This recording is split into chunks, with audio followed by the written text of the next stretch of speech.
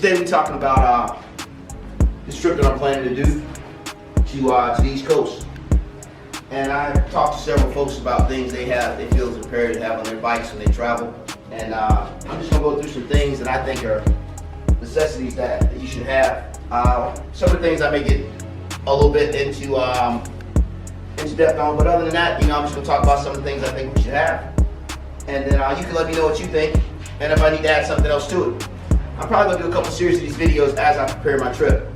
Each week I'm just getting closer and closer to taking off, and I'll be working on, getting everything together for the trip. So we're gonna start off. First thing here is all the bags. I have these bags actually from Harley Davidson, and this is the bag for my trunk. The great thing about this bag here is I can pack it up, and then I can put it in my trunk, and I get to where I'm going. I can just use the handles. It also has a shoulder strap, and I can just use all that and take it in. My plan is to probably pack my overnight bag in my saddlebag, and this is what I'll take out when I'm heading out to the hotel. But actually for theft, in case somebody was to break it, try and steal some stuff off the bike. More than likely, I'll probably just take these bags off, and depending on what kind of area I'm staying in, but everything should be pretty good. But I have the option to pack these bags up, take them out, take them to the hotel or whatever. My bag for the trip, I put most of my stuff will go in the trunk. I will utilize one bag for daily use. One of my saddlebags will be daily use, and then the other saddlebag will be where I place all my tools, charging accessories, different things like that. So as I'm riding, I've already, got a good mind thought that my left bag is for tools and different things I need along for the ride. Right side of bags for my overnight bag, and then everything in my trunk will be that I take out, for the long haul, packing for the trip, clothes I'll use for, the 2-week period. So like I said, the important thing with these bags here though, just don't overpack it. If you overpack it, you're gonna have problems getting it into the saddlebag or the trunk. So leave some room in it, and don't overfill it. And then another thing to start off with, no area of importance here, but I do have some rain gear here. Not that it needs to be Harley Davidson rain gear, but I feel you should get some good quality rain gear. I have a Frog Talk suit, but it's a little older. What I did like about the Frog Talks is it's very lightweight. I could probably get this squished down a little bit more so it don't take up as much space, but this is the bright colors. It's going to be seen if it's raining, visibility is lowered.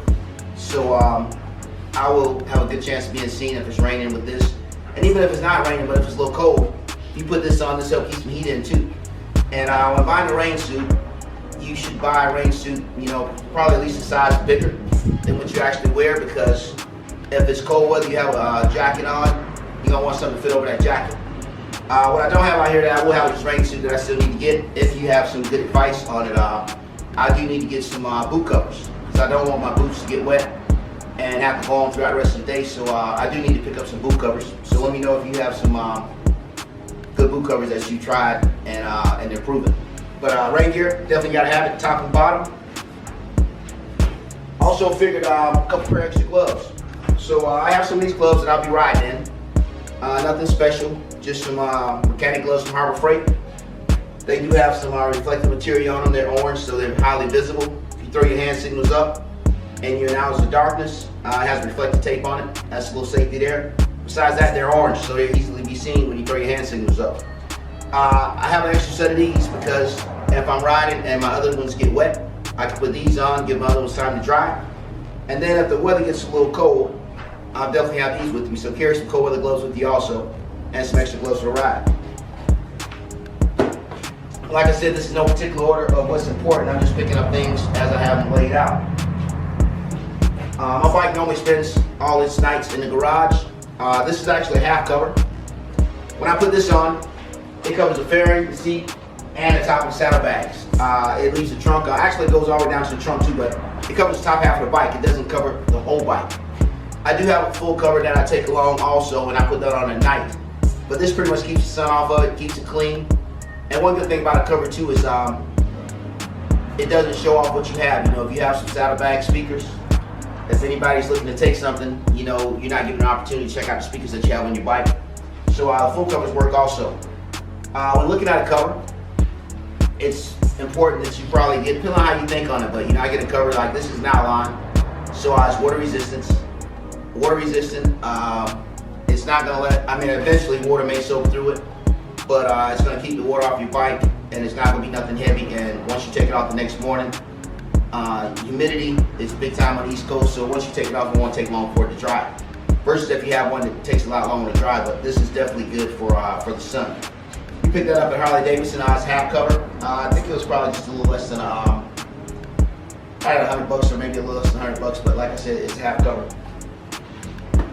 Basically out here, I wear glasses, and my riding glasses, I ride here in sunglasses with a prescription. Here's some clear glasses that I use for at night. Although my glasses are polarized, I can wear those at night too. They're not real dark, so I can utilize them at night. But I have some clear glasses with a prescription in also, depending upon where I'm at, so I can see. So make sure when you take off, you have, even if you don't wear glasses, have more than one pair of sunglasses, because it's pretty easy to be eating somewhere, getting some gas. And we've all probably had that opportunity or had the mistake and left our glasses somewhere. I have.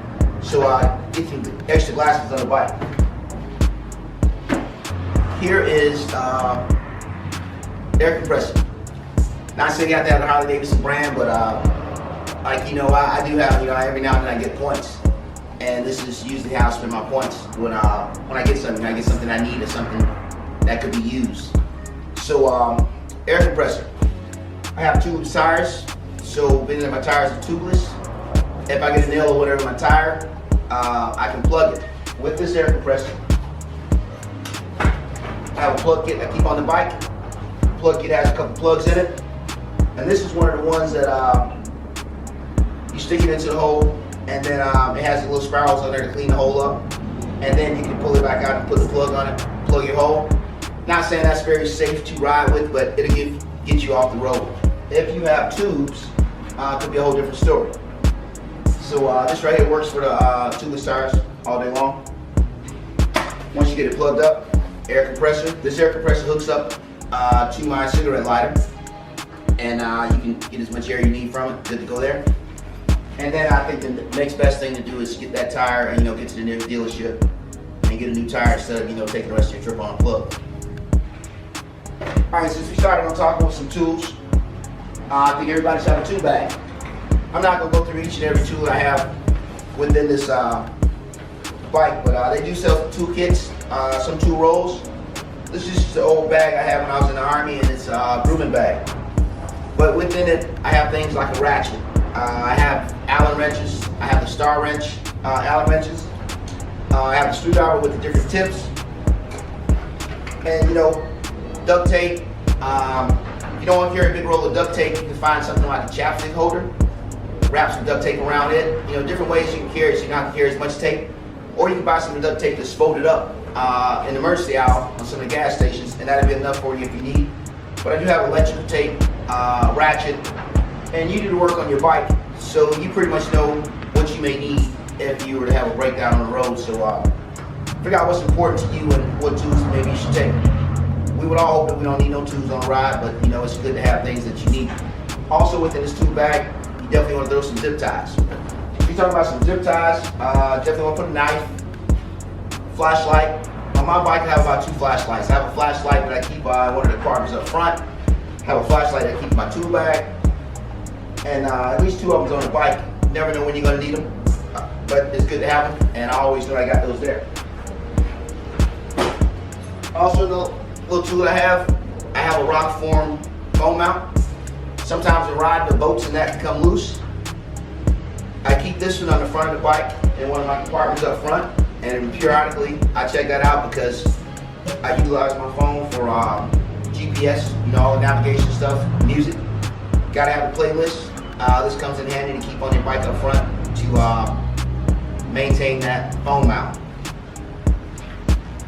And as I said before, another good thing in the toolbox is make sure you have a knife.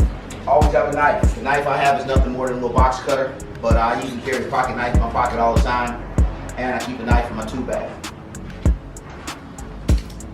Most of us has changed out our linkage on our motorcycle. This is the stock linkage. It fails a lot on the stock linkage. I changed my linkage out to place a custom linkage on it, but I would never throw this away. It doesn't take up much room. I just always keep this linkage in the bottom of my tool bag, so if I have any problems with my linkage that I put on my bike, or one of the buddies I'm riding with have issues with their linkage, I keep the stock linkage just in the bottom of the trunk or bottom of the saddlebags. Always good to have. Okay, moving on. Doesn't matter which brand you pick up, but this is the Viking. Picked it up from Harbor Freight. This is the jump box. Has a light on it. Can also charge a cell phone. This is one of the ones they said it's big enough to do it's 1,000 peak. They say it's big enough to do a diesel truck. It has a couple charge cycles on it, so you can use it once or twice if you don't get a charge. Say, if you had to jump your bike off 2-3 times, but then it should be able to work it. But I used to keep this on the bike at all times. I have one that I've had for years. It no longer works well with jumping the bike, but I keep my cell phone charger on it. It no longer jumps the vehicle, but it charges the phone, and that portion of it still works. So this one I keep in my saddlebag that I'm using every day, take out to the hotel. The one I actually use to jump my bike, I don't take it off the bike, it's just there when I need it. These are the cables that come with it. Plug it in there, and in case you set yourself up so you don't have to get to the battery, I got some of these hooked up to my trickle charger. So I will connect these terminals here to the terminals that goes to this, and that would alleviate me having to take my seat off to jump my bike off. If you don't need to jump your bike, maybe one of your buddies need to jump their bike, but definitely don't travel, leave home without a jump box. Next thing we have here I feel is pretty important is the first aid kit. I'll get into this a little bit more in another video, but right now it's important that you have a first aid kit. I've cut my hand before cutting some zip ties, and you have to run over and get a napkin to stop the bleeding. And simple, just have some band-aids. This kit's probably got more than I ever need on a road trip. However, if you need it, you got it. Also within this first aid kit, you can put some stuff for bee sting, some Benadryl. You can put some medical stuff, headache, whatever you may need, you can put it in here.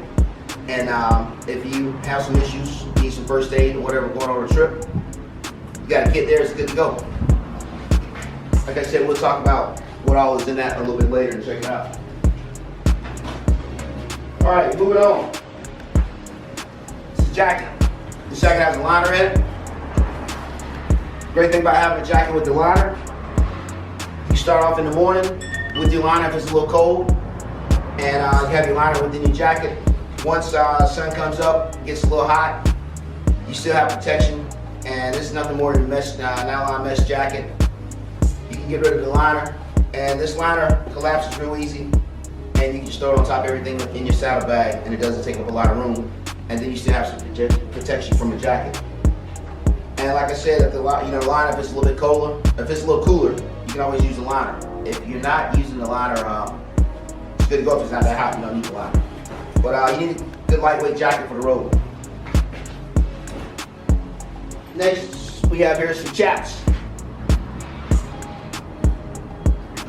Even when it's hot, sometime, on the highway, or you never know when you're gonna need all the safety equipment, but chaps are pretty nice to have in case you need to go down an extra layer of skin with the leather chaps.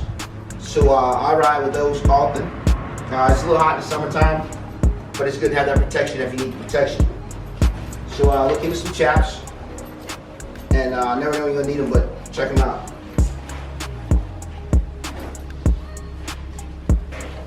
If you get off doing too much sightseeing and you got a place to be, not that I rush a whole lot when I'm riding, but you got a place to be and need to make it there. Say for instance you have a hotel reservation or linking up with some friends, and you may get caught in hours of darkness.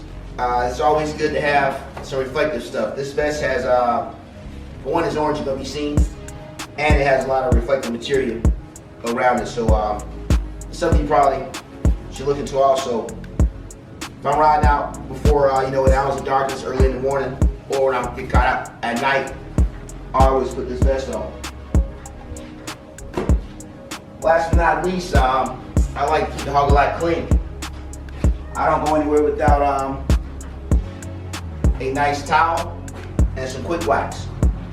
And once I get in there where I'm at, always eye out where nearest car wash at or whatever, so I can keep everything clean. I don't want to clean it when I get there. I want to show up clean. It's pretty much all that we have today that I'm going to talk about for the ride, but in the future I'll be putting together more ride videos on this upcoming trip. If you got anything that you think I should look into, definitely get back with me on those boot covers.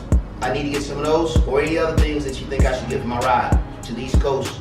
Feel free to share those comments. Other than that, check this video, like it, and subscribe to my channel. Let's ride.